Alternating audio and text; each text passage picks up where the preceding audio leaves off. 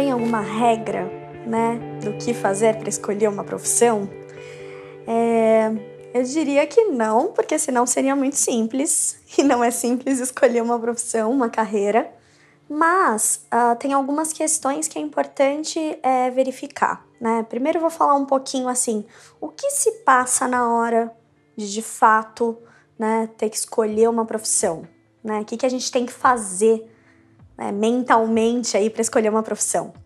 A gente passa pela primeira fase, né, que é uma fase de seleção.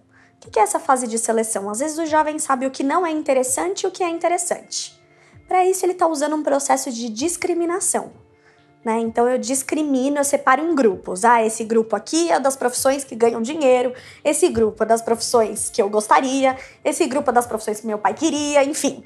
Eu distribuo de algum jeito, eu faço uma discriminação do que existe. Isso é muito importante. Tem alguns jovens que já empacam nessa primeira fase. Por quê? O que está acontecendo se o jovem já empacar nessa primeira fase? Ele está com dificuldades de discriminar o que existe. Então, ele pode estar com uma percepção pouco explorada né, também, uma percepção pouco explorada dele mesmo. Que aí entra a parte do autoconhecimento, que é muito importante nesse processo de escolha. Então, quem ele é, quais as características dele de personalidade, o que ele acha que ele é bom, o que ele acha que ele é ruim, as habilidades. Isso tudo depois serão critérios que ele pode estipular de escolha.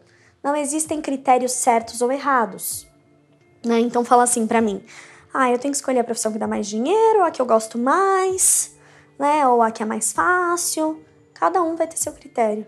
Não tem certo ou errado, mas é importante que ele discrimine quais são os critérios dele.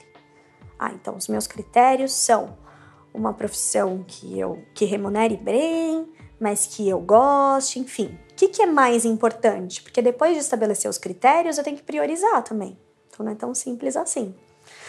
Por isso que embanana tudo na segundo passo. Então, vamos lá. Esse primeiro passo, às vezes, já aparecem todas essas dificuldades, porque não é simples. Então, discriminar o de fora e o de dentro. Perceber tudo que existe e quem eu sou. E aí, no segundo passo, então, eu vou ter que escolher, tá? Mas esse ainda não é o último. Para escolher, eu passei por esse processo da discriminação, que é um processo mais lógico. Só que a escolha, ela não é totalmente lógica. Então, na escolha, eu tenho a vinculação, a identificação, né? Que a gente já até mencionou aqui. Então, eu preciso, de fato, me enxergar naquilo. Beleza, escolhi. Ainda tem uma terceira etapa. Alguns já travam nessa parte da vinculação também, mas ainda tem a última, que é quando o processo está chegando ao fim, quem faz um processo de orientação profissional, que é a fase da decisão. Então eu tenho a seleção, a escolha e a decisão. A decisão, ela envolve ação. Então eu percebo que alguns adolescentes estão lindos, maravilhosos, já escolhi, vai ser direito mesmo, e aí abrem as inscrições do vestibular. Essa é a fase da decisão.